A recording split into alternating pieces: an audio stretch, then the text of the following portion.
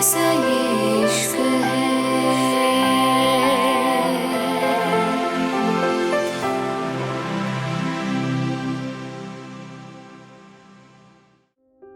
मुंबई। रिवांश जैसे ही घर के अंदर आता, ती रूहानी टेढ़ी होके सोफे पे सो रही थी। रिवांश गुस्से से रूहानी की तरफ बढ़ा था, लेकिन अगले ही पल उसका पैर रूहानी के दुपट्टे में जा फंसा था और वो सीधा रूहानी के ऊपर जा गिरा था। रूहानी चिल्ला के उठी थी, लेकिन वक्त पे ही रिवांश ने सोफे के सहारे से खुद को रोक लिया था, जिसकी वजह से वो रूहानी के ऊपर पूरा नहीं गिरा था। तभी उसने अपना हाथ रूहानी के मुंह पे रख दिया था। रूहानी घबराते हुए बोली, तुम यहां ऐसे क्या कर रहे हो तुम? उसकी बात सुन के रिवांश रूहानी के ऊपर से उठकर आराम से बोला, मैं तुम्हारे करीब आने के लिए तड़प नहीं रहा हूं, और ये कौन सा तरीका होता है सोने का? इतने बड़े घर में तुम्हें यह सोफा मिला था? रूहानी गुस्से से रिवांश को देखते हुए बोली, अब तुम मुझे इस बात पे भी सुनाओगे? रिवांश गहरी सांस लेकर बोला, मुझे तुमसे बकवास करने का कोई शौक नहीं। बड़े पापा और मोम यहां आ रही हैं। मॉम ने मुझे कहा था तुम्हें बताने को, इसलिए मैंने बता दिया। रूहानी धीरे से बोली, ओह, तो तुम इसलिए अपने ऑफिस से यहां आए? रिवांश रूहानी को देखते हुए बोला, हाँ, कुछ ऐसा ही समझ लो। और हाँ, मैं ब्रेकफास्ट करके नहीं गया था। पहले मुझे ब्रेकफास्ट दो, उसके बाद जो करना वो करो। I don't care. रिवांश की बात पे रूहानी गुस्से से बोली, क्या बोल रहे हो तुम? मॉम आने वाली हैं सिर्फ 1 घंटे में, और मैं कैसे इतना सब करूंगी? आई मीन, यहां पे कोई सर्वेंट नहीं है? रूहानी की बात पे रिवांश अपने पैर टेबल पे रखते हुए आराम से बोला, ये मेरी प्रॉब्लम नहीं है। बहुत शौक था ना तुम्हें शादी करने का, तो अब जिम्मेदारियां भी निभाओ। इतना कह के रिवांश ने अपना फोन निकाल लिया था। रूहानी कुछ देर रिवांश को देखने के बाद किचन में चली गई थी।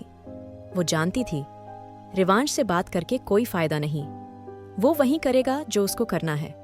इसलिए रूहानी कुछ देर बाद किचन में चली गई थी। दूसरी तरफ हया और रुद्राक्ष दोनों मेन हॉल में बैठे हुए थे। ईशान धीरे से बोला, मैं तैयार हूं, चलें?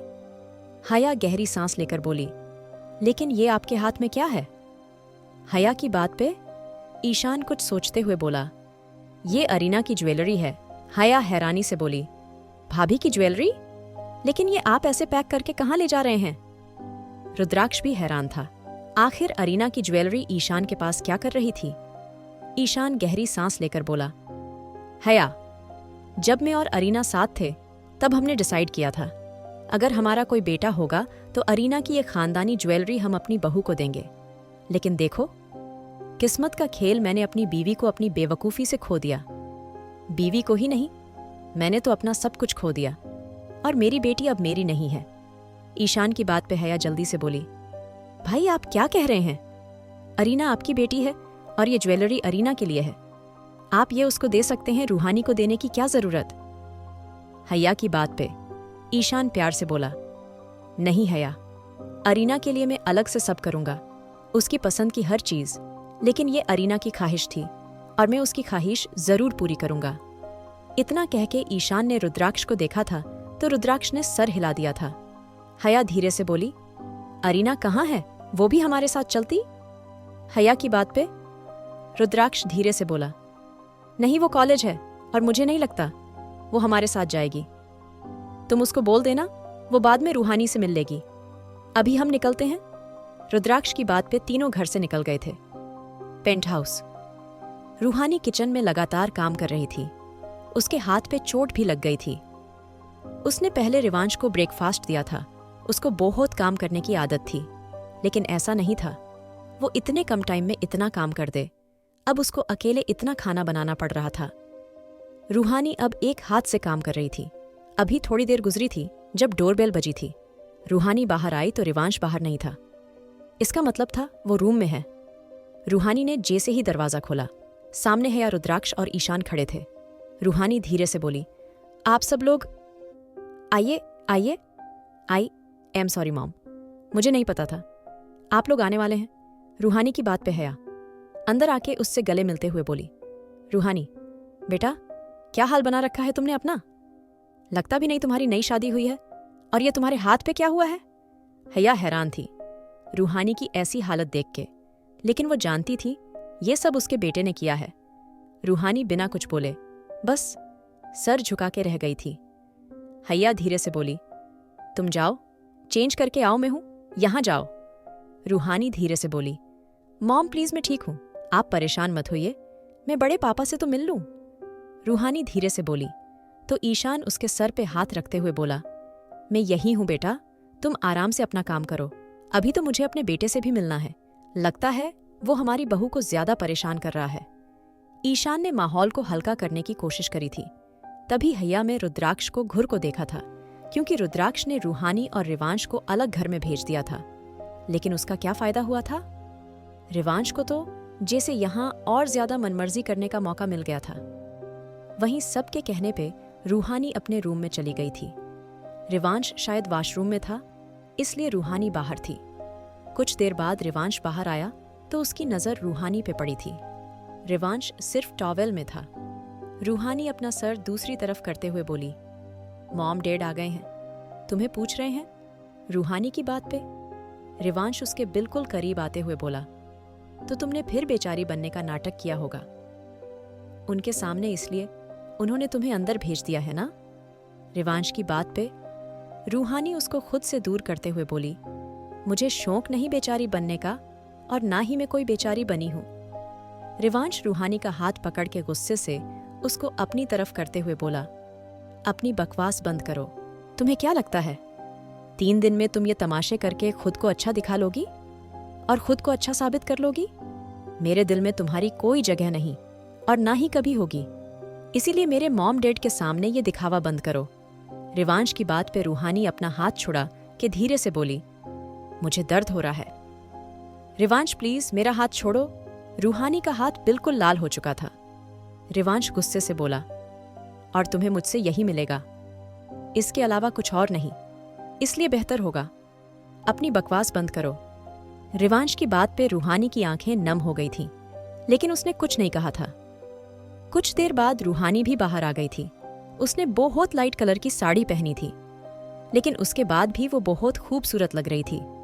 रिवांश पहले से ही बिजनेस सूट में बाहर था। उसके चेहरे पे कोई एक्सप्रेशन नहीं था। ईशान रूहानी के पास आते हुए बोला, हमारी बहू तो बहुत प्यारी है। हया मुझे तुम नजर आती हो रूहानी में। ईशान की बात पे हया ने सिर्फ सर हिलाया था, क्योंकि रूहानी की किस्मत भी अगर उसके जैसी हो जाती तो वो खुश रहती। रुद्राक्ष उसके साथ इतना बुरा बर्ताव नहीं करता था, लेकिन उसका बेटा इस लड़की के साथ सिर्फ जुल्म कर रहा था। रूहानी थोड़ी देर बाद उठते हुए बोली, आप लोग बैठिए, मैं खाना लगाती हूँ। रूहानी की बात पे हया उसको बैठाते हुए बोली, मैं खाना लगाती हूँ, तुम बैठो।